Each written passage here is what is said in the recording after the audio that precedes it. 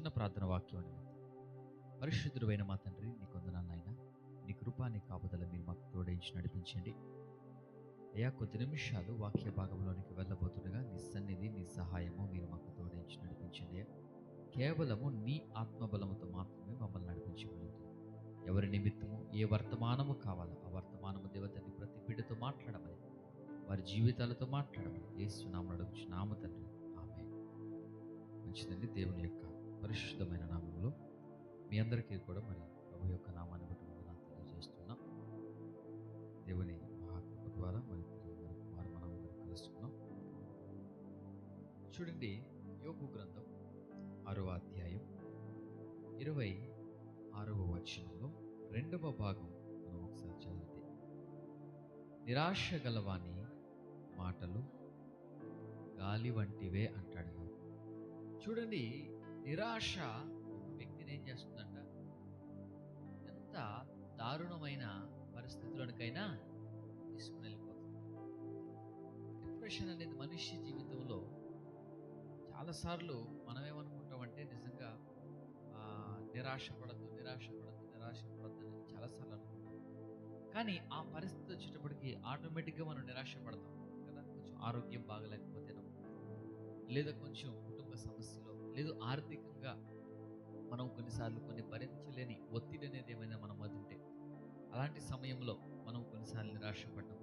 అంటే అవ్వవలసిన పని ఒకవేళ సకాలానికి సమయానికి అవ్వకపోతే కొద్దిగా నిరాశపడడం, ఏదో ఒక రూపంలో మనిషిని నిరాశ అనేది చాలా డిప్రెషన్ అనేది మనిషిని ఒక తెలియని బంధకాల్లోనికి తీసుకుని వెళ్తుంది. ప్రియ దేవుని బిడ్డలారా, తెలియని బంధకాల్లోనికి నిరాశ మనిషిని తీసుకుని వెళ్తుంది. అపవాది కూడా ఒక మనిషిని కృంగతీయడానికి వాడు వాడే మెయిన్ వెపన్ ఏంటిదంటే నిరాశ. తెలుసా? నిరాశ. ఇక నా జీవితం ఇంతే, మా బ్రతుకులు ఇంతే, ఇక ఇవి మారవు, ఇప్పుడు ఇంతే ఉంటాయి. ఈ విధమైన నిరాశ ఏ మనిషికి వస్తుందో ఆ మనిషి జీవితము పతనానికి చాలా దగ్గరగా ఉంటుంది. చూడండి, ఈరోజు ఎంతమందిని చూస్తుంటాం వారి పరిస్థితిని జయించలేక ఆత్మహత్యలు చేసుకుంటున్నారు చెప్పండి. వారి ఒత్తిడిని జయించలేక ఆత్మహత్యలు చేసుకున్న వాళ్ళు ఎంతమందిని? పని ఒత్తిడి తట్టుకోలేక, కుటుంబ ఒత్తిడి తట్టుకోలేక, రకరకాలుగా యవనస్తులైతే వారి యొక్క జీవితంలో వారి ఒత్తిడిని జయించలేక, ఎన్ని రకాలుగా వారు ఆ ప్రెషర్ని తట్టుకోలేక ఈరోజు చూడండి ఎంతమంది నిరాశతో, ఇక మా బ్రతుకు అయిపోయింది, మా జీవితం అయిపోయింది. ఒక్కొక్క సబ్జెక్ట్ ఫెయిల్ అయిపోగానే కొంతమంది ఏమనుకుంటారు, ఇక ఫెయిల్ అయిపోయింది, ఇంక మొత్తం ఇంకా అయిపోయింది, ఇంకా లైఫ్ అంతా ఖచ్చితంగా ఈ డిప్రెషన్ మేము జయించలేము, ఓవర్కమ్ చేయలేకపోతున్నాం అని చెప్పేసి ఏం చేస్తారంట, వారు ఏదో ఒక రూపంలో వారిని వారు బాధపరుచుకుంటారు. ప్రియ దేవుని బిడ్డలారా, అయితే యోబు అంటాడు, నిరాశ పరిచే వ్యక్తి యొక్క మాటలు ఎలాంటివంటే గాలి వంటివి అంటాడు. ఎలాంటి అంట? గాలి వంటిది. గాలి ఎప్పుడు ఎవడని చెప్తాడా? చెప్పండి, ఎటు నుంచి వస్తుందో చెప్తావా? చెప్పలేం మనం. గాలి ఎటు నుంచి వస్తుంది, పై నుంచి వస్తుందా, కింద నుంచి వస్తుందా చెప్పలేము. నిరాశపరిచే వ్యక్తి యొక్క మాటలు కూడా అలానే ఉంటాయని దేవుని యొక్క వాక్యంలో చాలా స్పష్టంగా మాట్లాడుతుంది. చూడండి, ఈరోజు నలుగురు వ్యక్తుల గురించి నేను మీకు తెలియజేస్తాను. అయితే నలుగురు కూడా వీరు ఒక్కొక్క సందర్భంలో ఒక్కొక్క రకంగా నిరాశను జయించిన వ్యక్తులే వారు. ఎందుకంటే మనిషి జీవితంలో నిరాశ ఎప్పుడైతే ఎంటర్ అయిందో, డిప్రెషన్ ఎప్పుడైతే ఎంటర్ అయిందో, వారి జీవితం చాలా పాతాళంలోనికి వెళ్ళిపోతుంది. మనకు తెలియని ఒత్తిడిని మనము అనుభవిస్తాం నిరాశ ఎప్పుడైతే మన హృదయంలో ఉందో. కాబట్టి నలుగురు వ్యక్తుల గురించి నేను మీకు తెలియజేస్తాను. చూడండి, యోబు గ్రంథం 2వ అధ్యాయం 8, 9, 10 వచనాలు ఒకసారి మనం చదివితే,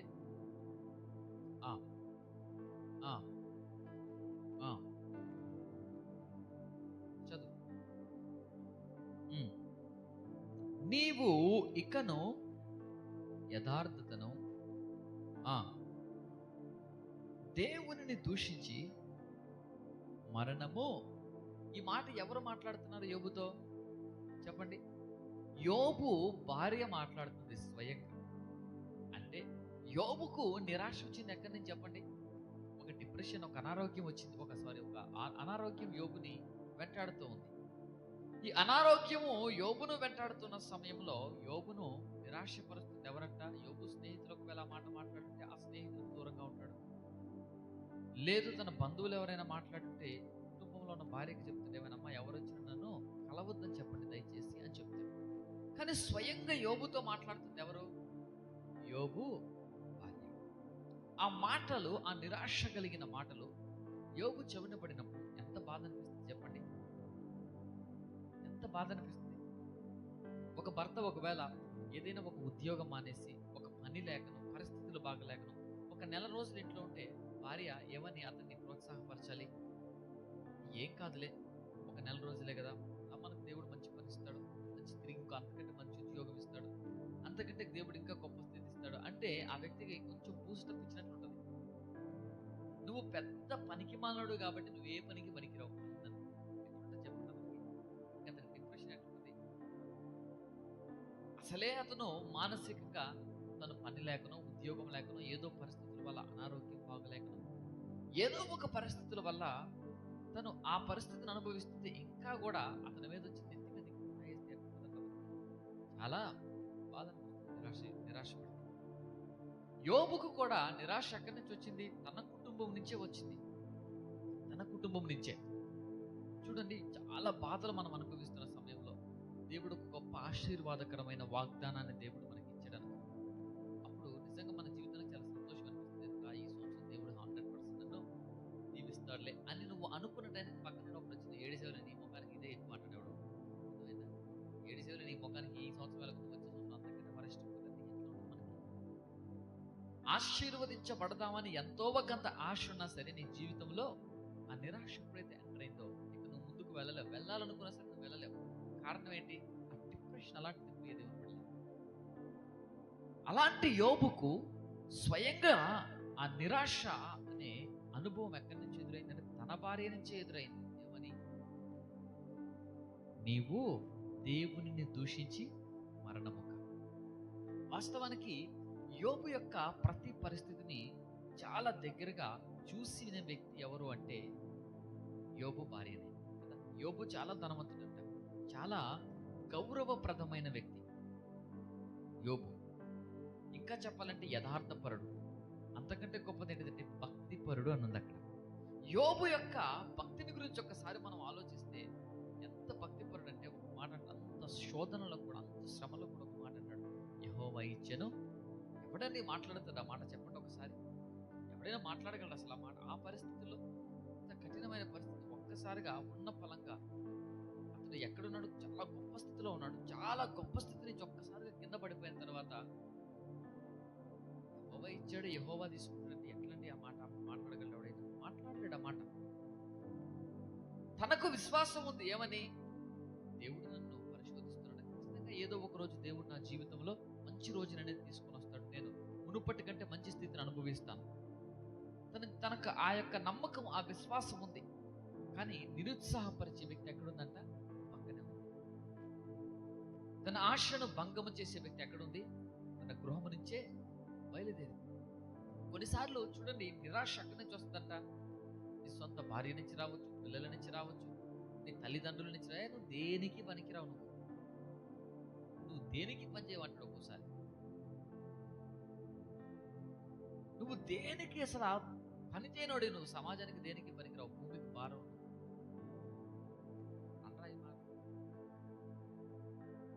మీకు ఒక విషయం చెప్పిన, ఈరోజు అనేక మంది పిల్లలు శాపగ్రస్తులు అవ్వడానికి కారణం ఏంటంటే వారు తల్లిదండ్రులు వారిని దూషించిన దూషణలు ప్రియదేవుని.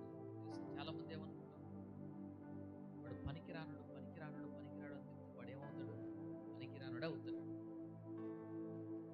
పనికొచ్చేవాడు ఎట్లా అవుతాడు? ఎందుకు? జీవ మరణములు ఎక్కడున్నాయంట? నాలుక వశమని దేవుని యొక్క వాక్యం సెలవిస్తుంది. జీవము మరణము ఎక్కడున్నాయి? నీ నాలుక నుంచే బయలుదేరుతాయి. శాపము ఆశీర్వాదం కూడా ఇక్కడి నుంచే బయలుదేరుతాయి. నీ పిల్లల్ని ఎప్పుడైనా నువ్వు ఆశీర్వదిస్తావు? అసలు వారి తల మీద చేయబెట్టి, అయ్యా నా పిల్లలు గొప్ప వ్యక్తులు అవ్వాలైనా, నా పిల్లలు ఆశీర్వదించబడాలి తండ్రి, ఎప్పుడైనా ప్రార్థన చేస్తావా? ప్రార్థన చేయవు. ఇంకా వాడే ప్రార్థన చేస్తుంది. వాడి గురించి ఏం ప్రార్థన చేస్తావు? ఎవరంటే అయ్యా నేను ప్రార్థన చేసుకోవడమే అంతంత మాత్రం, నా గురించి నాకు ప్రార్థన చేసుకోవడానికి వాళ్ళు బరువు, వాడి గురించి కూడా చేయబట్టే. వాళ్ళు శాపగ్రస్తులు అవ్వడానికి కారణం ఏంటిది? వాడు దేనికి పనికిరాని సోమరైతే మనం ఏం చేస్తాం? వాడిని చూసి తెలియదు వాడిని పని చేయనుడు, పనికిరానుడు, అసలు దేనికైనా ఉపయోగం ఉందా నీ వల్ల? ఇవన్నీ మాటలు మనం మాట్లాడతాం, కానీ ఒక మాటను మనం మర్చిపోతాం. ఏంటి తెలుసా? ఆ శాపం ఎక్కడి నుంచి బయలుదేరిందంట? నీ నోటి నుంచే బయలుదేరింది. నీకు అర్థం అవ్వట్లేదు ఆ విషయం. నువ్వేమనుకుంటున్నావు? వాడు దేనికి పనికిరానుడు అయిపోతున్నాడు, వాడు అసలు ఎందుకు పని చేయనుడు అయిపోతున్నాడు, వాడు పనికిరానుడు అవడానికి, పని చేయడానికి, పని చేయకపోవడానికి కారణం ఏంటి తెలుసా? నీ నోటి నుంచి నువ్వు మాట్లాడిన శాపం వచ్చిన. యోబు భార్య అదే అంటుంది, ఏమని? అసలు నీ వల్ల ఏం ఉపయోగం అయ్యా? నీ దేవుని వల్ల ఎవడికి ఉపయోగం? నువ్వు భక్తిపరుడివి, నువ్వు యథార్థపరుడివి. అసలు నువ్వు ఎంత యథార్థంగా లేకపోతే దేవుడు ఈ దేశంలో నేను అంత గొప్ప స్థాయికి తీసుకుని వెళ్తాడు. నీ వంటి ధనవంతుడు ఎవడు లేడు ఈ భూమి మీద, ఈ దేశంలో. అలాంటి గొప్ప స్థితిని అనుభవించిన నీవు ఏంటి యథార్థత ఈరోజు? కొన్నిసార్లు చూడు, బాగా ఆశీర్వదించబడిన వ్యక్తి ఒక్కసారిగా కొంచెం ఫాల్ డౌన్ అయిపోతే కిందకి ఏమంటారు చెప్పండి? ఈ డ్యాన్లో పొరపాటు చేసేటందుకు దేవుడు ఈ మామూలు దెబ్బ పొరపాటు చేసి నేను పైగా వాడి దగ్గరికి వచ్చి సలహాలు ఇస్తూ ఉంటుంది, ఏమని? నీ పొరపాటు నొప్పుకో. యోబును గురించి ఏ మనిషి సాక్ష్యం ఇవ్వలేదు, దేవాది దేవుడే సాక్ష్యం ఇచ్చాడు యోబును గురించి. ఆ వ్యక్తి దగ్గరికి తన భార్య వచ్చి ఏమంటుంది? నీ యథార్థత విడిచిపెట్టవా? ఇంకా నీ భక్తి విడిచిపెట్టవా? ఇంకింతే ఉంటావా నువ్వు? ఏమయ్యా నీ వల్ల ఉపయోగం? నీ దేవుణ్ణి దూషించి మరణం. ఇది ఎంత బాధాకరమైన మాట తన జీవితంలో అంటే అంత ఈజీగా తీసుకోలేడండి ఎవడు కూడా. తన సొంత భార్య, కట్టుకున్న భార్య, నువ్వు దేనికి పనికిరావు, నీ దేవుడు వేస్ట్, కాబట్టి నీవు మరణమవు అంటే ఎంత నిరాశకత, డిప్రెషన్లోనికి వెళ్తాడు చెప్పండి ఒకసారి. అరే అసలే అతనికి తగ్గని గాయాలతో ఇబ్బంది పడుతూ అంత బాధపడుతుంటే ఆ సమయంలో ఏమొచ్చే చెప్తుంది? పోయి చచ్చిపో, నీ దేవుడిని దూషించి. ఎంత నిరాశపరిచే మాట చెప్పండి మాట. ఎంత ఆత్మీయంగా తనను బలహీనపరిచే మాట.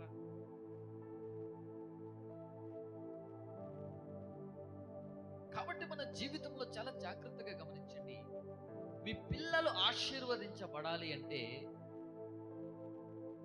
వారి మీద కోపపడండి, కానీ వారి మీద శాపవచనాలు పలుకుతుంది. కోపపడండి, అన్నండి, దారిలో పెట్టండి, కానీ శాపవచనాలు పలకొద్దు. ఒకవేళ నువ్వు పొరపాటున శాపవచనం పలికినా సరే అది వారి జీవితంలో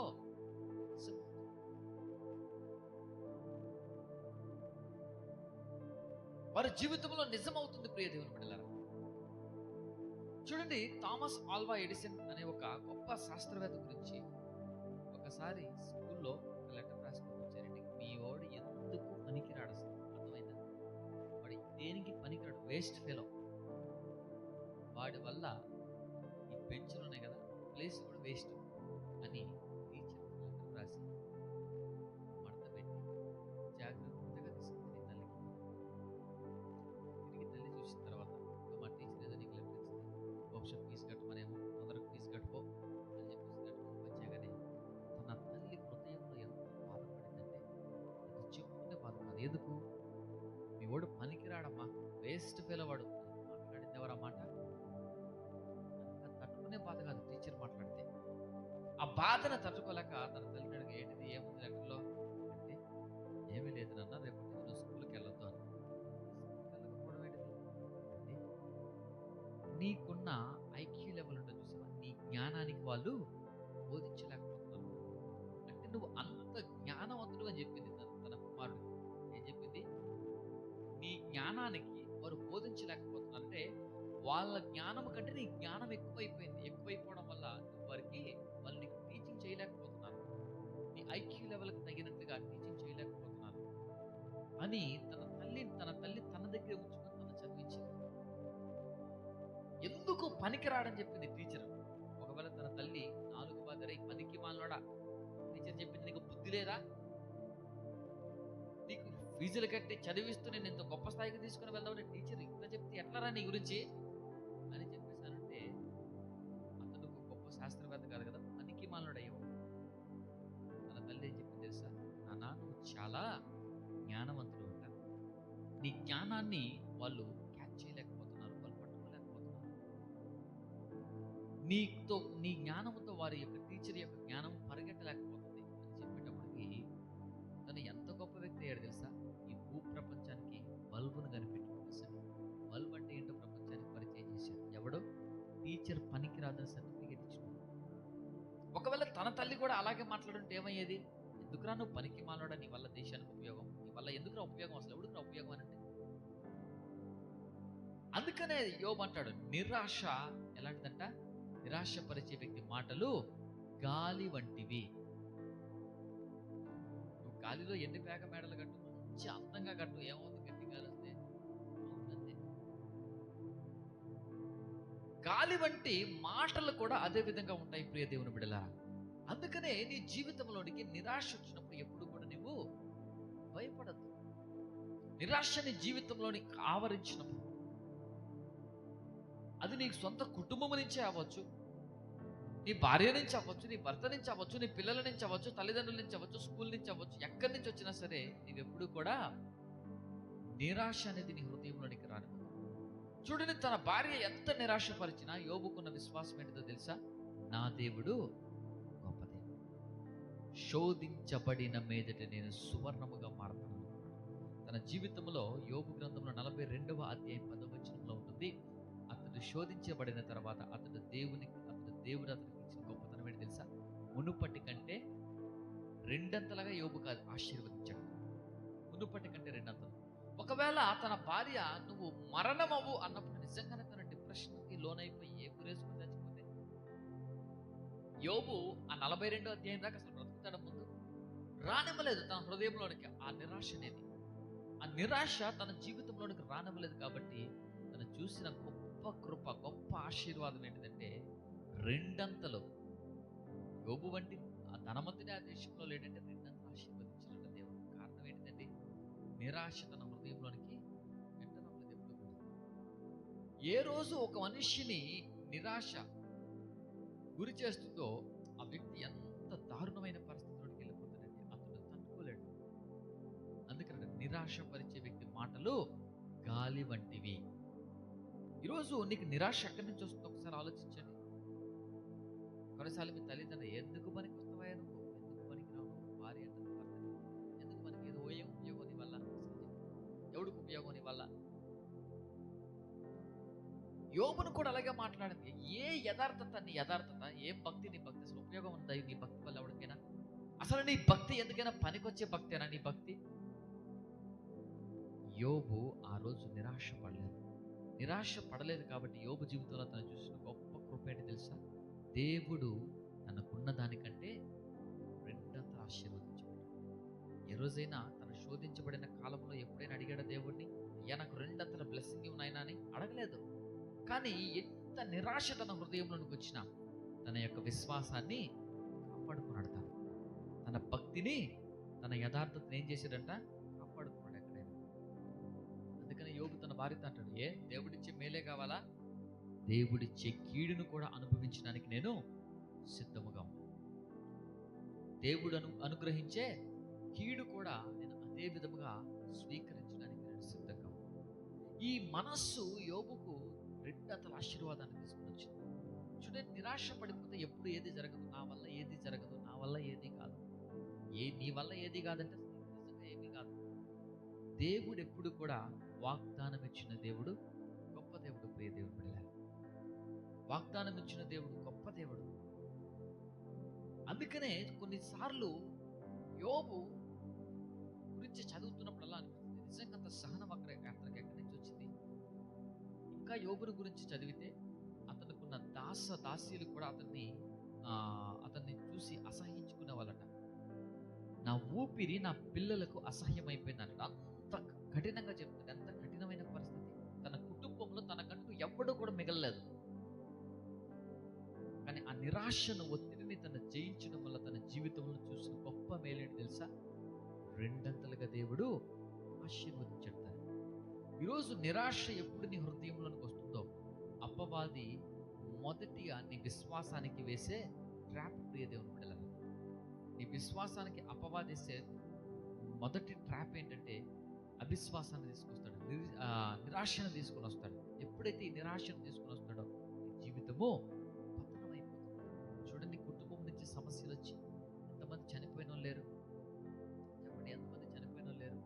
కానీ యోబు తిరిగి లెగిసి పరిగెత్తి గోడకి ఒక బంతి కొడితే ఎంత స్పీడ్గా బౌన్స్ అవుతుందో అంతే స్పీడ్గా వెనక్కి రావడానికి గల కారణం ఏంటో తెలుసా? అతనిలో ఉన్న ధైర్యం, అతనిలో ఉన్న విశ్వాసం, అతనిలో ఉన్న విశ్వాసము, ప్రియ దేవుని మీద. కాబట్టి కొన్నిసార్లు దేవుడు మనకి ఏదో ఒకటి నేర్పించడానికి ఎవడో ఒకరిని పెడతాడు పక్కన. కొన్నిసార్లు నేర్పించడానికి ఇష్టపడతాడు తెలుసా దేవుడు.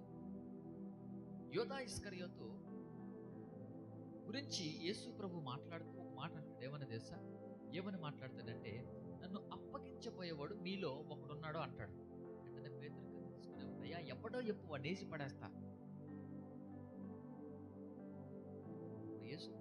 యేసు ప్రభు మనసులో ఉన్న ఆలోచన ఏంటో తెలుసా? పేతురు, ఇప్పుడు నన్ను అప్పగించబోయేవాడు మనలో ఉన్నాడు. రేపు నువ్వు పరిచర్యకి అప్పగించబడతాను. నువ్వు పరిచర్యకి వెళ్తే నిన్ను అప్పగించబోయేవాడు నీ అనుకుంటాడు. అది జ్ఞాపకం చేసుకో. తెలుసా, కొన్నిసార్లు నిరాశపరిచే వ్యక్తిని మన పక్కన ఎందుకు పెడతాడు తెలుసా దేవుడు? మనల్ని అప్పగించేవాడిని ఎందుకు పక్కన పెడతాడో తెలుసా? వాడి నుంచి ఒక పాఠం నేర్పిస్తాడు మనకి. జాగ్రత్త. అందుకని మిమ్మల్ని ఎక్కడికి పంపిస్తున్నాడు? తోడేళ్ల మధ్యలోనికి గొర్రెలను పంపినట్లుగా పంపుతాడు. చాలా జాగ్రత్త. నిన్ను నిరాశపరిచే వ్యక్తిలో ఉండొచ్చు, నిన్ను నిరుత్సాహపరిచే వ్యక్తిలో ఉండొచ్చు. కానీ ఎక్కడ ఏమి జరిగినా మన విశ్వాసాన్ని ఎప్పుడు కాపాడుకుంటామో దేవుడు రెండంతలుగా దేవుడు మేలు చేసే దేవుడు ప్రియదిని బిడ్డలారా. రెండవ వ్యక్తిని గురించి మనం చదువుతాం. సమూయేలు మొదటి గ్రంథం 11వ వచనం, మొదటి అధ్యాయం. సమూయేలు గ్రంథం 1వ అధ్యాయం 11వ వచనం. 1వ అధ్యాయం 11వ వచనం. సైన్యములకు అధిపతియగు యెహోవా, నీ సేవకురాలనైనా నాకు కలిగిన శ్రమను చూచి నీ సేవకురాలనైనా నన్ను మరువక జ్ఞాపకము చేసుకొని నీ సేవకురాలనైనా నాకు మగపిల్లను దయచేసిన యెడల వాని తల మీదకి క్షౌరపు కత్తి ఎన్నటికీ నీ రానియక వాడు బ్రతుకు దినములన్నిటిను నేను వానిని యెహోవానగు నీకు అప్పగించునని మొక్కుబడి చేసుకున్నాను. ఆమె యెహోవా సన్నిధిన ప్రార్థన చేయించుండగా ఏలీ ఆమె నోరును కనిపెట్టుచుండును. ఎలయనగా హన్నా తన మనస్సులోనే చెప్పుకొనుచుండును, ఆమె పెదవులు మాత్రము కదలుచుండి ఆమె స్వరము వినబడక ఉండెను గనుక ఏలీ ఆమె మత్తురాలై ఉన్నదనుకొని, ఎంతవరకు నీవు మత్తురాలయ్యుందువు? నీవు ద్రాక్షారసమును నీ యొద్ద నుండి తీసివేయమని చెప్పగా, అన్నా అది కాదు నా ఏలినవాడా, నేను మనోదుఃఖము గలదానినై ఉన్నాను. చూడండి, తను దేవుని దగ్గరకు వచ్చి మొర్ర పెడుతుంది, ప్రార్థన చేసి. హన్నా మొర్ర పెడుతుంటే సేవకుడైన యాజకుడైన దైవజనుడే నిరుత్సాహపరిస్తే ఎట్లుంటుంది చెప్పండి? ఎంత బాధగా ఉంటుంది చెప్పండి. అరే, ఆమె వచ్చింది, ఆమె ఎంతో భారముతో వచ్చింది, కన్నీరు కారుస్తుంది, ప్రార్థన చేస్తుంది. ఎందుకు తన హృదయంలో దుఃఖం అంటే, నా జీవితంలో అన్నీ ఉన్నాయి, సంతానము మాత్రం. ఈ సంతానం లేకపోవడం వల్లనే కదా నా చెల్లెలు నన్ను చూసి నవ్వుతుంది, అపహాస్యం చేస్తుంది, సమాజంలో నేను చిన్నతనముగా ఉన్నాను. ఒకవేళ అదే సంతానమును నీవు నాకు ఇస్తే నేను నీకు అప్పచెప్పి వెళ్ళిపోతానని ఒక మొక్కుబడి చేసుకుంటుంటే, యాజకుడైన ఏలీ వచ్చి ఏం మాట్లాడుతాడో తెలుసా? ఏం మంత్రాలై ఉన్నావా? కొత్త మద్యం ఏమైనా తాగావా? గుర్రాల మంది ఏమైనా తాగొచ్చావా? ఏంది ఏడుస్తున్నావు? ఎప్పుడు లేదు ఈరోజు కొత్తగా అనేటప్పటికీ ఆమెకి ఎంత దుఃఖం ఉంటుంది చెప్పండి. ఎవరైనా ఇక్కడికి వచ్చి మందిరానికి వచ్చి కన్నీరు కార్చి ప్రార్థన చేస్తున్న సమయం నేను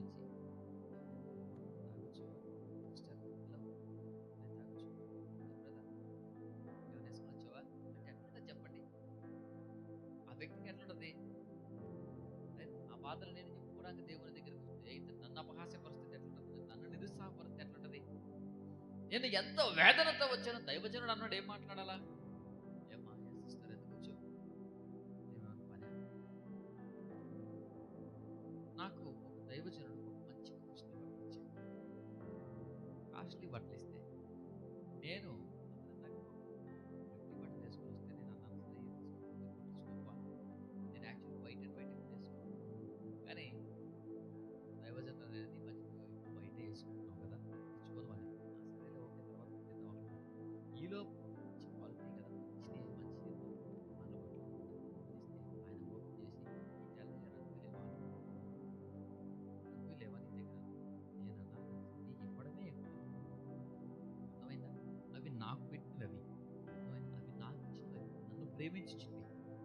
నేనేం చేశాను, ఇబ్బంది పడుతున్నావు ఇబ్బంది పడుతున్నావు, నీ బాధలు బాగాలేదు, నువ్వు సేవ చేస్తున్నావు అది నీకు ఇస్తే రంగు లేవని అంటే ఉంటుంది. అప్పుడు నేను చెప్పాను, నువ్వు సేవకుడు అన్నాడు, నువ్వేం చేయాలా, నువ్వు ఎట్లుంటే నీ బ్రతుకు దినమంతా నువ్వు సేవ చేసిన ఆ సేవ ఆ 10 మంది దగ్గరే ఉంటుంది, ముందుకు వెళ్ళదు. ఎందుకు, నేను నీకు ప్రేమతో ఇచ్చా, నేను నీకు అభిమానంతో ఇచ్చా, ఎవడో గొప్పతనం కోసం ఇవ్వలేదు నీకు. ఎందుకు ఇచ్చా నేను నీకు, దైవజనుడిగా నేను ప్రేమించి నాకు ఇచ్చినవి, అవి కాస్ట్లీ అయినా సరే ఏమైనా సరే నీకు ఇచ్చాను. ఎందుకు ఇచ్చాను, ఆ దైవజనుడు బట్టలు మురికిగా ఉన్నాయి కదా అనిస్తే అతను ఏమంటాడు తెలుసు, రంగు లేవా, ఇవే ఉన్నాయా, నేను అప్పుడు అన్నాను కదా, ఏది ఇస్తే అది తీసుకో, ఏది ఇస్తే అది తీసుకో. రేపటి దినాన్న నువ్వు వేసుకున్న దానికంటే మురికి బట్టలు నీ జీవితంలో ఉండకూడదంటే దేవుడు ఏది ఇస్తే అది తీసుకో. అతను సేవకుడు, మళ్ళీ విశ్వాసి కాదు, కొన్ని కొన్ని విశ్వాసు ఎవరో పేదోళ్ళు అయితే అడిగారు కదా, సేవకుడు మళ్ళీ ఇదే మాదిరిగా నీ విశ్వాసం అడిగితే ఎవడైనా ఉంటాడా మందిరంలో, ఎవరైనా నిన్ను ప్రేమించి ఒక బట్టలు పెట్టారు, ఏమా ఏ పెట్టా పనికి మాలిన బట్టలు, ఏ మంచి పెట్టచ్చు కానీ ఎట్లుంది, ఆమె స్థాయికి తగ్గట్టు నాకు ఇచ్చిందయ్యా, నచ్చితే తీసుకోలేదంటే లేదు, లేదు నీకు నచ్చలేదా, అయ్యా నాకు బట్టలు నచ్చలేదు, ఒకటికి నువ్వు పర్వాలేదు నేను వేసుకున్నట్టు నో ప్రాబ్లం. అదే విధముగా యాజకుడు కూడా మత్తురాలై ఉన్నావా నువ్వు అంటే ఎట్లుంటుంది ఆమె ఎంత హృదయ వేదంతో వచ్చిన పరిస్థితికి, ఎంత బాధతో వచ్చింది అక్కడికి, తన కన్నీరు దేవునికి కనబడాలని దేవుని మందిరానికి వచ్చి ప్రార్థన చేసి కన్నీరు గారుస్తుంటే యాజకుడు వచ్చి ఏమంటాడు, మత్తురాలై ఉన్నావా, కొత్త మద్యం ఏమన్నా తాగొచ్చావా, ఎట్లా ఉంటుందండి ఆమెకి. అప్పుడు చెప్పిందయ్యా నేను ఏ మద్యము తాగలేదు. తన మాటలకు ఒకవేళ నిరాశపడి ఉంటే అక్కడి నుంచి వెళ్ళిపోయేది నీటికి. ఏ పాస్టర్ పాస్టరా, మానవులాగా ఉన్నాడు పాస్టర్ అయితే, పాస్టర్ ఎట్లైనా మాట్లాడేది. నేను ఉండే చెదిరిన నా దగ్గర, నేను అతని దగ్గరికి వస్తే ఏం చేయాలి, నన్ను ఆదరించాలి, నన్ను ఓదార్చాలి. దేవుడు ఎప్పుడైనా గొప్ప స్థితి ఇస్తాడమ్మా నీకు, నువ్వేం భయపడద్దు, నువ్వు ప్రార్థన చేస్తున్న ప్రార్థన ఎక్కడికి పోదు, దేవుడు ప్రతిఫలం ఇస్తానని చెప్పాల్సినాడు. ఏం మందు దాగొచ్చావని అంటే అండి. విశ్వాసము హన్నాకుంది, అందుకనే దైవజనుడి నుంచి నిరాశ వచ్చినా సరే తను ఏ మాత్రము కూడా వెనకలేదు. తన విశ్వాసం గొప్ప విశ్వాసం. అందుకనే చూడండి, ఏలి తన కుమారులు ఉన్నారు కదా ఇద్దరు, ఏలి కుమారులతో ఆడుకుంటూనే పెరిగాడు. ఎవరు, సమూయేలు. ఏలి ఇంట్లో ఉన్నాడండి, ఏలి ఇంట్లో ఉన్నాడు. ఎవరైనా ఒకవేళ ఎక్కడికైనా వాళ్ళ పిల్లల్ని అయ్యా మీ దగ్గర ఉంచండి, తర్వాత వచ్చి తీసుకుంటాం మా పిల్లలని, వాళ్ళు మా పిల్లలతో ఆడుకోరా, నా దగ్గర వదిలిపెట్టినప్పుడు మా పిల్లలతోనే కదా ఆడుకుంటారు, మా సహవాసం మాతోనే కదా అన్నం తింటారు, మాతోనే కదా పడుకుంటారు వాళ్ళు కూడా. ఏలి పిల్లలతో ఆడుకున్నారు, ఏలి పిల్లలతో సహవాసం చేశాడు సమూయేలు. కానీ ఏలి పిల్లలు సోంబేరి లేకపోతే సమూయేలు ప్రవక్త అయ్యాడు. ఎక్కడి నుంచి వచ్చింది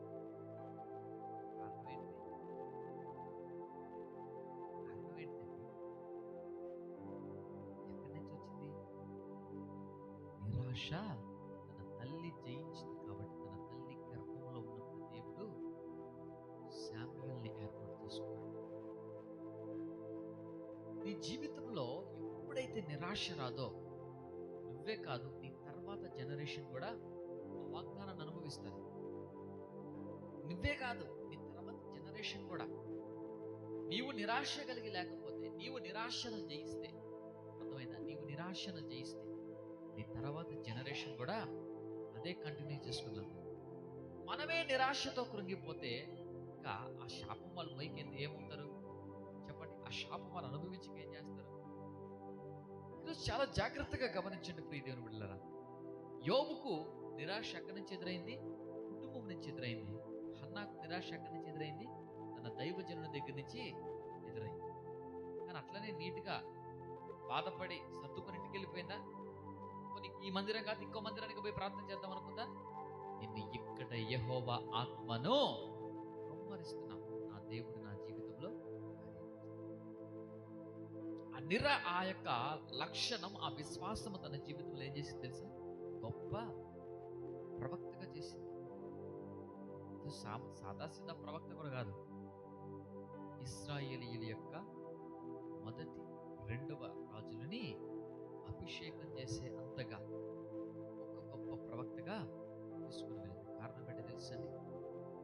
ఏమీ లేని సమయంలో తనకు యాజకుల నుంచి దైవజనుల నుంచి నిరాశ వచ్చిన తను ఏమాత్రం కూడా భయపడలేదు. ఇక 3వ వ్యక్తిని గురించి మనం చదువుదాం.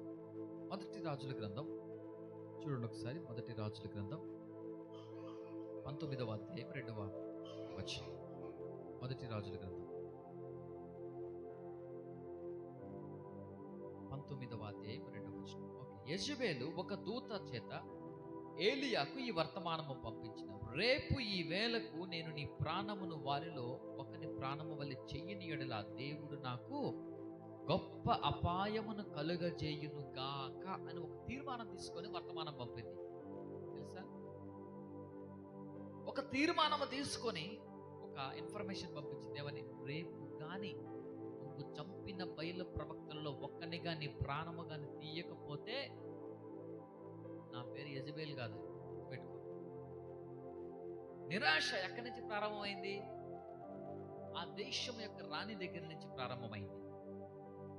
ఆ దేశం యొక్క రాణి దగ్గర నుంచి ఆ నిరాశ ప్రారంభం అవగానే ఏలియా ఏమైపోయాడు తెలుసా?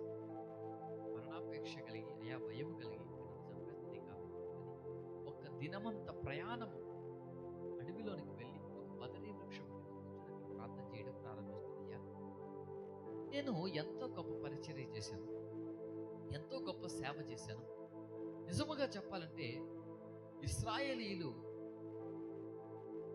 నేను ప్రార్థన చేస్తే ఇశ్రాయేల్ దేశంలో వర్షం అనేది అసలు భూమి మీదే వర్షం లేదయ్యా, అంత అభిషేకము కలిగిన ప్రవక్తను నేను. కానీ నా జీవితంలో ఈరోజు ఈ నిరాశ ఎంటరవడానికి కారణం, ఈ భయం ఎంటరవడానికి కారణం ఏంటి? యెజబెలు నాకు ఇచ్చిన ఒక వార్నింగ్.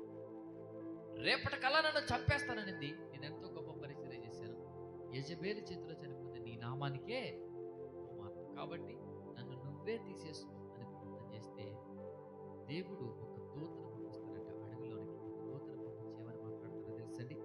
ఆ 19వ అధ్యాయం 5-6 వచనాల్లో ఒకసారి మనం చదివితే, అతడు బదరీ వృక్షము కింద పరుండి నిద్రించుచుండగా ఒక దేవదూత వచ్చి అతనిని ముట్టి నీవు లేచి భోజనము చేయమని చెప్పాను. అతడు చూచినంతలో అతని తల దగ్గర నిప్పుల మీద కాల్చబడిన అప్పమును నీళ్ల బుడ్డియు కనపడిన గనుక అతడు భోజనము చేసి తిరిగి పరుండెను. అయితే ఆ యెహోవా దూత 2వ మారు వచ్చి అతనిని ముట్టి, నీ శక్తికి మించిన ప్రయాణము నీకు సిద్ధమై ఉన్నది అంటాడు. నీ శక్తికి మించిన ప్రయాణం. యెజబెల్ ఎవడు అసలు నీకు వార్నింగ్ ఇవ్వడానికి? అసలు యెజబెల్ ఎవరో? 400 మంది బయలు ప్రవక్తలు నువ్వు ఒక్కడు హతమార్చినప్పుడు యెజబెల్ అంతని. నువ్వు ప్రార్థన చేస్తే 3.5 సంవత్సరాలు భూమి మీద ఒక చుక్క వర్షం లేదే. కెరూతు వాగు దగ్గర నువ్వు కూర్చొని ఉంటే ఆ చెట్టు కింద కాకుతో నేను ఆహారం పంపించాను కదా, వెళ్ళిపోయింది ఆ విశ్వాసం. ఈరోజు యెజబెలుకు భయపడతావా? నువ్వు యెజబెలును చూసి భయపడితే నీ జీవితంలో అసలు ఏమైనా ఉందా?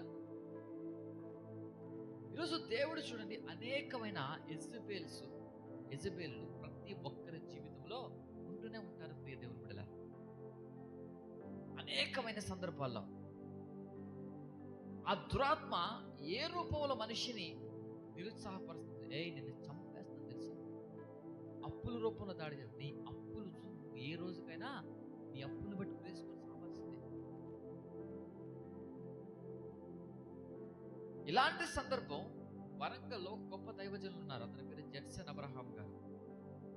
అతడు అప్పుల భారము తట్టుకోలేక తను తన భార్య చనిపోదామని ఒక పాయిజన్ పట్టుకొని అడవిలోనికి వెళ్ళిన తర్వాత ప్రభు వారిని దర్శించాడు.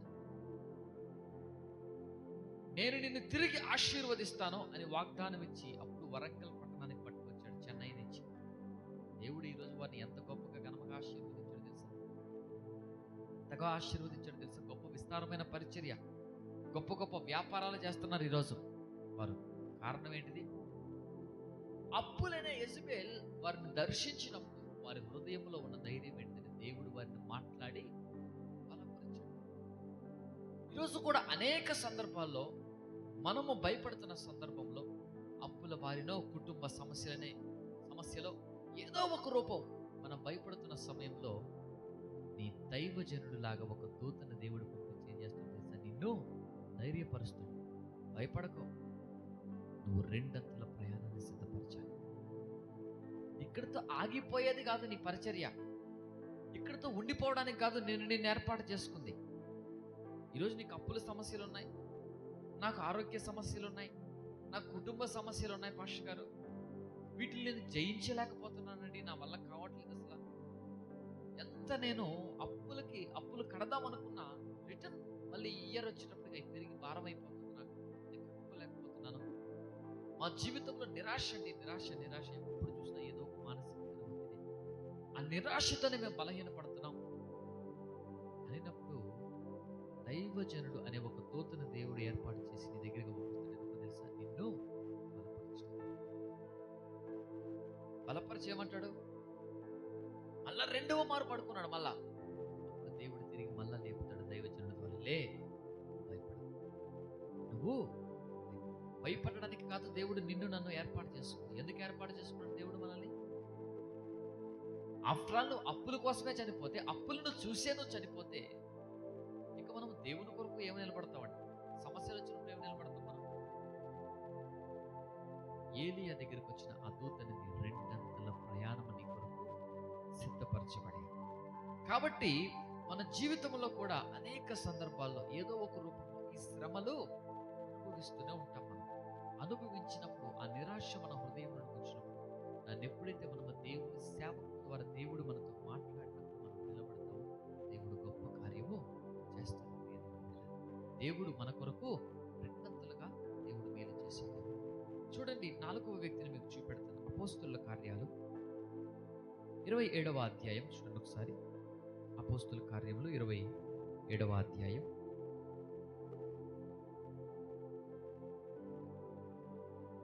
33వ వచనం నుంచి. తెల్లవారుచుండగా పౌలు 14 దినముల నుండి మీరేమీ పుచ్చుకొనక ఉపవాసముతో కనిపెట్టుకుని ఉన్నారు కనుక ఆహారము పుచ్చుకొనడని మిమ్మల్ని వేడుకొనిచున్నాను. ఇది మీ ప్రాణ రక్షణకు సహాయమగును. మీలో ఎవరిని తల నుండి అయినను ఒక్క వెంట్రుక అయినను నశింపదని చెప్పుచు ఆహారము పుచ్చుకొనడని అందరినీ బ్రతిమలాడెను. ఈ మాటలు చెప్పి ఒక రొట్టెను పట్టుకొని అందరి ఎదుట దేవునికి కృతజ్ఞతాస్తుతులు చెల్లించి దానిని విరిచి తినసాగాను. అప్పుడు అందరూ ధైర్యము తెచ్చుకుని ఆహారము పుచ్చుకుని ఓడలో ఉన్న మేమందరము 276. వారు తిని తృప్తి పొందిన తర్వాత గోధుమలను సముద్రములో పారబోసి ఓడను తేలిక చేసిరి. ఉదయమైనప్పుడు అది ఏ దేశమో వారు గుర్తుపట్టలేదు, కానీ దరిగల ఒక సముద్రపు పాయను చూచి సాధ్యమైన ఎడల అందులోనికి ఓడ తురయవలనని ఆలోచించి. అది ఏ ధర వారికి తెలియదు, కానీ ఒక్క వ్యక్తి ఏం చేశాడో తెలుసండి? 275 మంది యొక్క ప్రాణాలను కాపాడాడు. వారిలో నిరాశ ఉంది. ఏ నిరాశ? ఇక అయిపోయింది, మా ప్రాణం లేదు, ఇక సముద్రంలో ఉన్నాం, గాలికి అటు ఇటు కొట్టాడుతుంది. కొన్నిసార్లు నీ తోటి ప్రజల నుంచే వస్తుంది నీకు. ఎక్కడి నుంచి? డిప్రెషన్. ఎందుకు? అయిపోతుంది.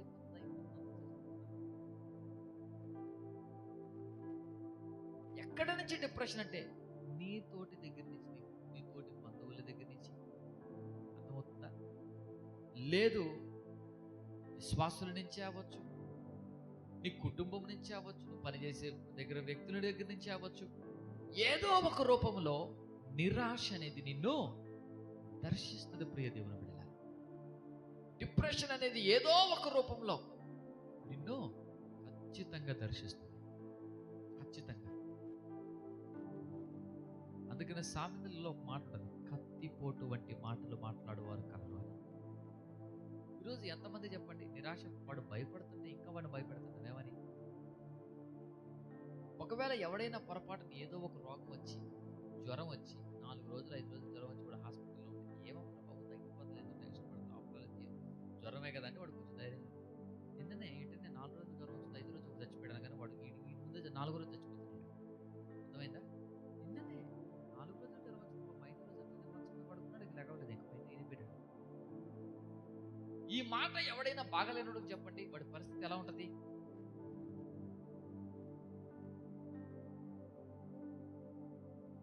వాడు ఆల్రెడీ భయంతోనే ఉన్నాడు. నువ్వు పోయి వాడిని ఏం చేస్తున్నావు? ఇంకా భయపెడుతున్నావు. ఇంకా భయపెడితే ఎట్లుంటుంది చెప్పండి?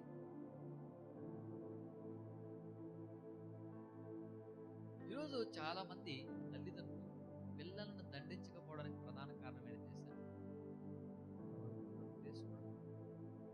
ఏమో దండించి వీడు కూడా చేసుకుంటాడేమో. ఇప్పుడు దండించకపోతే పెద్ద అయితే పోరం పోతుంది. నీకు అర్థం అవుతున్న విషయం. ఇప్పుడు శిక్షణ కరెక్ట్గా లేదనుకో, పెద్ద అయితే పనికి మాలడు అవుతాడు. ఈ మధ్య నేను ఒక వేరే తెలిసిన బ్రదర్కి సంబంధం తెలియజేస్తే ఆ అమ్మాయి తాలూకు వాళ్ళు ఏమన్నారు తెలుసా? నేను అన్నాను, బ్రదర్ వాడికి జాబ్ ఉంది, దాదాపుగా 90,000 రూపాయల శాలరీ వస్తుంది, జాబ్ 2 కోట్లు వస్తుంది అంటే వాళ్ళ ఆస్తి అన్నీ కాదు, అబ్బాయి రక్షణ పొందాడా లేదా? వాళ్ళు అడిగిన ఫస్ట్ ప్రశ్న. ఇంకా రెండోది, వాళ్ళది ఏ సహవాసం? ఆర్సీఎమ్మ, లూథరనా, ఎప్పుడోనా? నేను అన్నాను, ఎవడైతేనే క్రైస్తవుడే కదంటే వాళ్ళు ఒకటి పెంతెకొస్తు తప్పితే ఇంకెవడికి ఇవ్వమన్నారు. అబ్బాయి పెంతెకొస్తు బ్యాక్గ్రౌండ్ తప్పితే ఏ బ్యాక్గ్రౌండ్ ఇవ్వలేదు. నేను వాళ్ళ చర్చ్, వాళ్ళ అనుభవం అన్నీ చెప్పిన తర్వాత ఓకే, నో ప్రాబ్లం అంటే తన కుమార్తెను గురించి వారికి ఉన్న ప్రణాళిక చూడండి. 90,000 9 లక్షల జీతమైన 2 కోట్ల ఆస్తి, 20 కోట్ల ఆస్తున్నా. ఈరోజు కొన్ని సంబంధాల దగ్గరికి వచ్చినప్పటికీ ఎట్లా ఉంటుంది తెలుసా? వాళ్ళు అన్యులైనా పర్లేదు, వాడు పనికి మాలినోడైనా పర్లేదు, వాడు పోరంపోకైనా పర్లేదు, మా క్రైస్తుడే బాగా అడ్డుకుంటాడు. ఈ రోజు గురించి కాదు చూడాల్సిన ఆత్మీయత చూడు. ఎప్పుడైనా తెలుసా? ఆత్మీయత చూడు. ఆత్మీయత ఏం చేస్తుందంట? ఈరోజు డబ్బుడే ఉందండి, రేపు పొద్దున స్థిరపరుస్తుందండి. డబ్బులు ఈరోజు కాదు, రేపు పొద్దున్న అతని జీవితం ఆశీర్వాదకరంగా ఉంటుంది. అప్పుడు ఆ దైవజనుడు నాతో మాట్లాడి బాబు, మేము ఎందుకు బ్యాక్గ్రౌండ్, ఏ చర్చ్, ఏ డినామినేషన్ బ్యాక్గ్రౌండ్ మేము ఈ రోజు గురించి అడగదు, వారిద్దరి ద్వారా బయటకు వచ్చే జనరేషన్ గురించి ఆలోచిస్తున్నాం. అంటే చూడండి వారి యొక్క ప్రణాళిక ఎట్లుందో. ఈ రోజు గురించి మాకు అనవసరం అండి, వాడు ఉద్యోగం ఉందా లేదా, ఆత్మీయుడా, రక్షణ పొందాడా. ఒకవేళ రక్షణ పొందుంటే వారిలో నుంచి వచ్చే అనుభవం ఎలా ఉందో తెలుసా? వారి తర్వాత సంతానము ఆశీర్వదించబడింది. కారణం ఏంటండి? వారి పిల్లల పట్ల వారికి ఎంత ప్రణాళిక ఉందో ఆలోచించండి. ఏ సంబంధమైనా పర్లేదు, వాడు ఉద్యోగస్తుడైనా పర్లేదు, ఉద్యోగం ఉంటే చదివించేస్తారు. వాడు క్యారెక్టర్ ఉన్నా లేకపోయినా పర్లేదు, వాడు మానవుడైనా పర్లేదు, వాడు ఆదివారం మందిరానికి పోకపోయినా పర్వాలేదు, అసలు వాళ్ళు క్రైస్తవులే కాకపోయినా పర్వాలేదు, వాడికి ఆస్తి పాస్తులు ఉండాలా, బయట ఉండాలా, అక్క చెల్లెలు అంతకంటే ఉండకూడదు, ఏవి ఉండకూడదు, సంపూర్ణముగా ఏమవ్వాలి?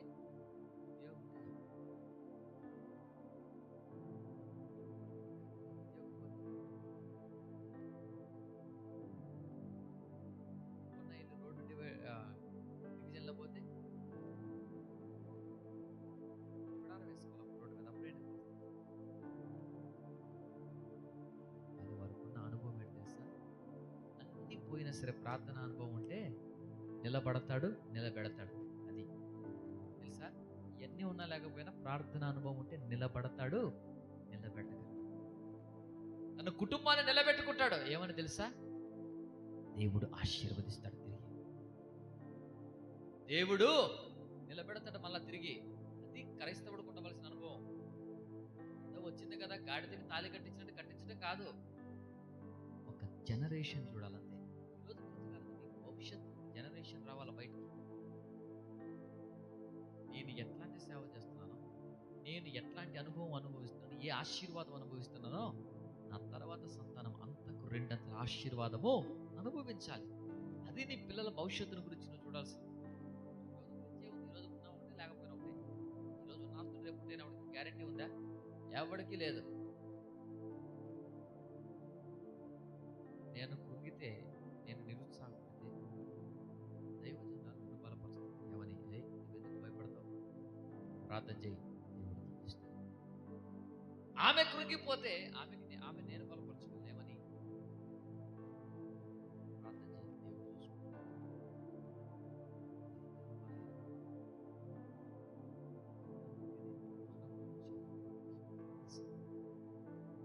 ఒక్క అనుభవం కలిగినడు ఓడలో ఉండడం వల్ల 275 మంది ప్రాణాలను నిలబెట్టగలిగాడు.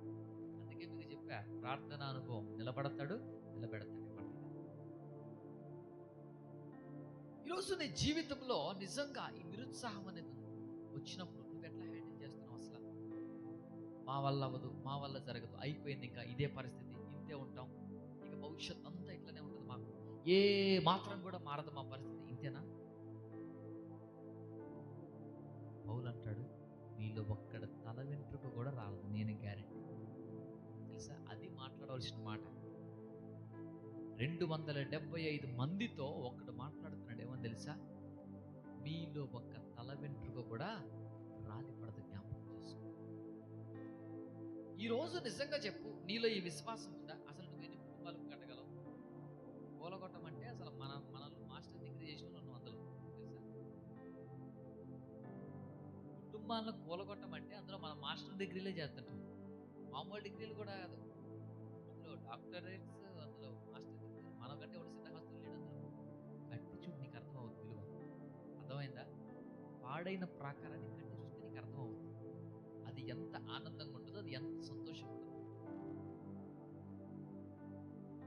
నువ్వు కాగితాన్ని చెప్పు, ఈజీ అయితే రూపం రాదు మళ్ళీ తిరిగి.